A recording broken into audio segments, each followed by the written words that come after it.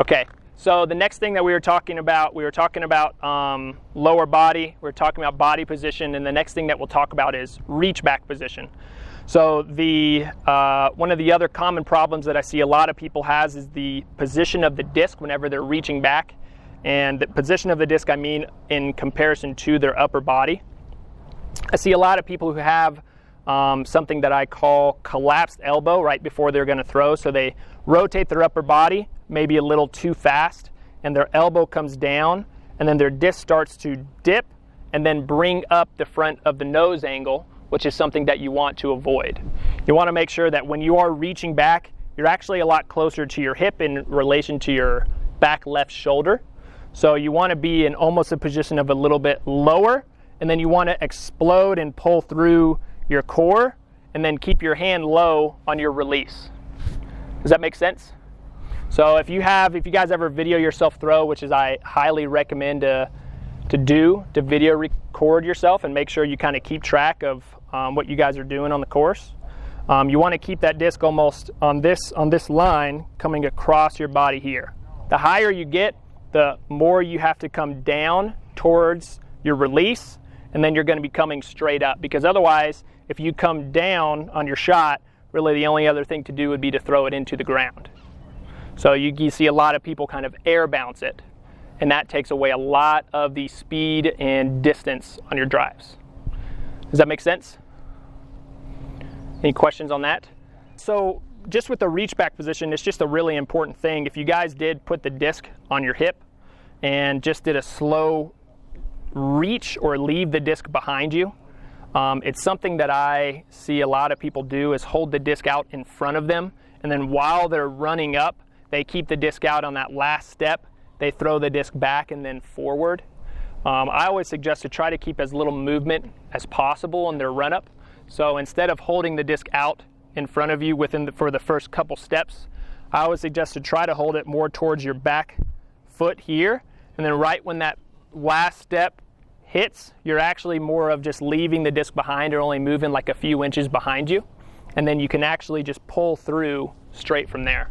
So it's something to kind of make it a lot easier on your form because you're not having so many moving parts.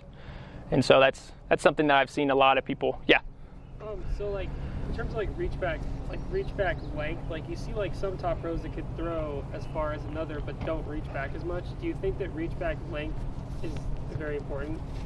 I would say there's a really good example of that, I think, is Alex Geisinger. Do you know who that is? So he doesn't have a huge reach back, but he at least gets his arm past, I would say, 45 degrees on his elbow. And so if you think of leaving your arm back here, I don't think that you have to be extremely extended by any means. I don't think it's a huge benefit. You might get a little bit more, but that also might throw off your timing too as well. And with the timing aspect of it is you want to make sure that you're coming through, and on that last step you're loading here, and then as that front foot hits, you're almost pulling through at the same time. Right. You don't want to be able to come through and then you're still reaching back and then pulling through once your front foot is on the ground.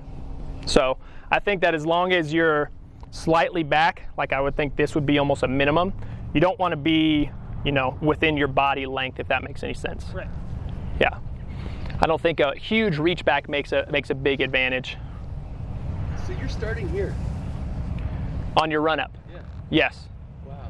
Yeah, and I think when you slow-mo a lot of the videos that pros have, they're not way out here and on that last step moving from here all the way back to forward.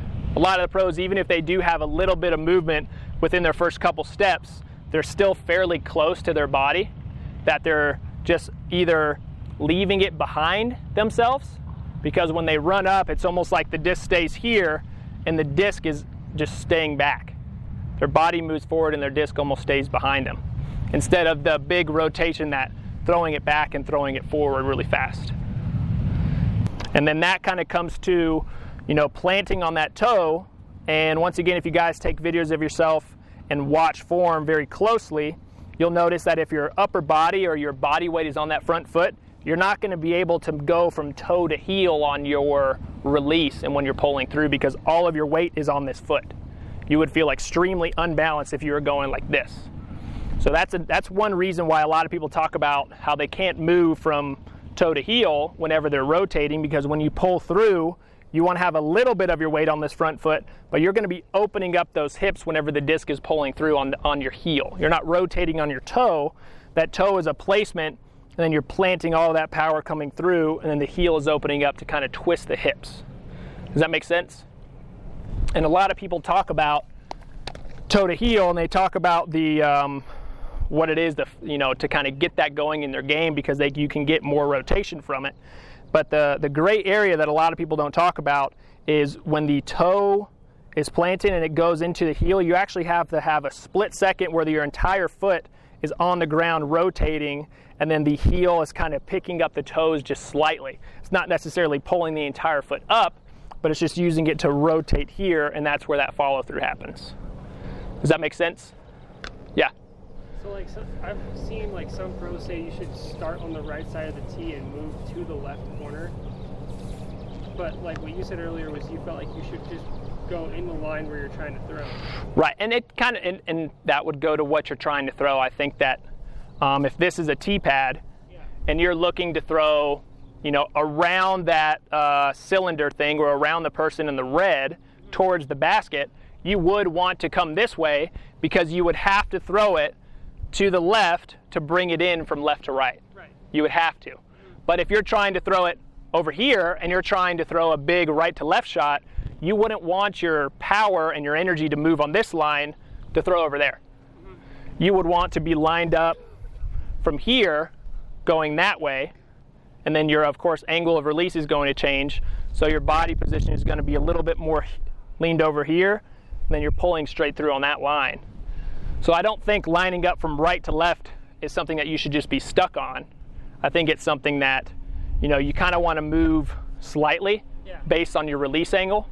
And if you're trying to throw it hard anhyzer to the right and bring it back to the left, then you're going to be lined up to the right side, but you're also going to have that kind of mixed feet that we were just talking about, like offset, to where you need to be pulling across your body, but you're still going to the right side of the fairway or the target, or whatever line you're trying to hit. So it kind of all depends on your release angle. Right. I scoop back. Let me see if I can ask this more clearly than the last one. You have a video, and on that video you were talking about spinning your foot. You make the most awesome Velcro sound with your foot as it spins around. So when you're doing that, you have very little weight on that foot. You're talking about the rotation from toe to heel, right? Yeah, and not very. I would say more than what we were talking about a second ago, where all your weight's here. Like, it's not just like that. Where all your weight is this way. Your weight is coming through, and at that time, you're not going to almost ever rotate on your toe. So you're going to rotate on your heel. So once your hips comes forward and your disc come through, that's when that toe does come off, and the heel now rotates on it.